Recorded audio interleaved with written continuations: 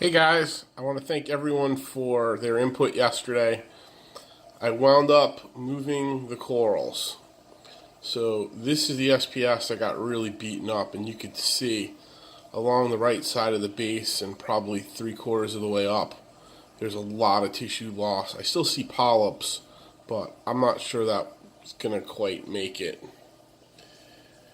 This guy had gotten beaten up a little bit more early on, but I had moved him. He's luckily untouched, and my Millie looks no worse for the wear. Now, I had a lot of suggestions from people on how to move the anemones, but as luck would have it, let's take a look. There is 1/2. Exactly where it is with this little crab helper. The other one, everybody's trying to ham it up for the camera, has moved back, or has started moving back to his old spot right next to the Avilepora. So hopefully we're not going to have chemical warfare going on over there. Somebody actually on the Facebook site wanted to know what kind of bubble tip anemone this was. Let me see if I could get a little closer.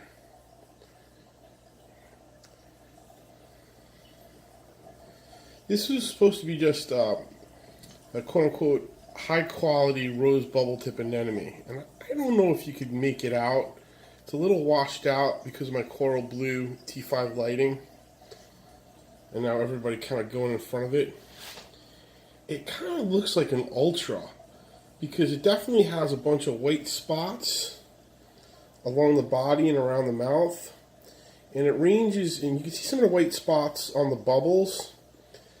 And let me see if I can come up a little bit higher.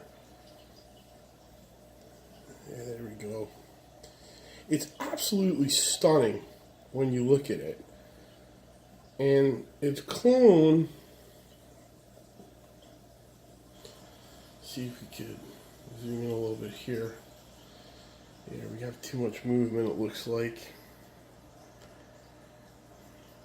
Its clone has the same exact white spots, and it ranges from rose-colored to green, more towards the mouth. It's absolutely like I said, it's absolutely spectacular.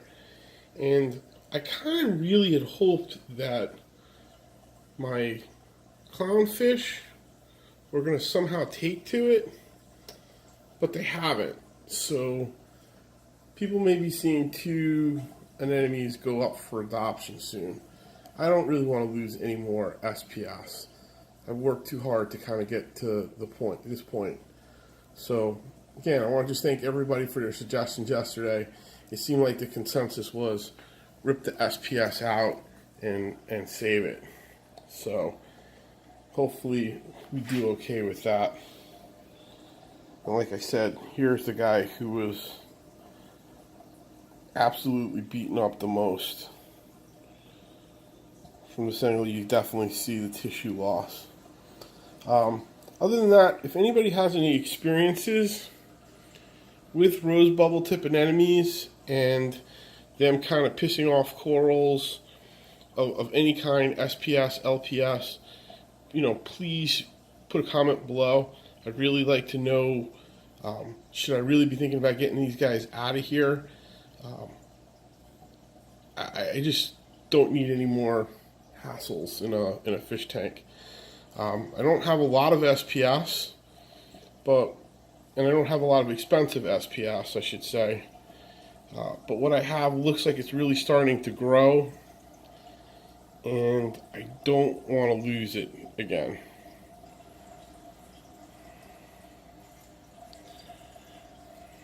So, and again, I'm going to pull back here because these guys kind of, I think, know when I'm filming because they all seem to ham it up a bit. That little guy right there is my Valentini puffer. Funny, when I got him, he was about an inch long. He stayed in my 55-gallon isolation tank with a bunch of chromis and a bunch of other fish, and he eats like a pig, and he's grown. He's probably a full 2.5 inches long. Fits in very well with the personality of everyone else in the tank. And I first thought when I put him in that he thought he was a clownfish, because the two clowns really seemed to take a shining to him. So, alright guys, thank you for your suggestions. Please like and share this video. If you'd like to subscribe to my channel, I would appreciate it also. Thanks again. Have a good weekend.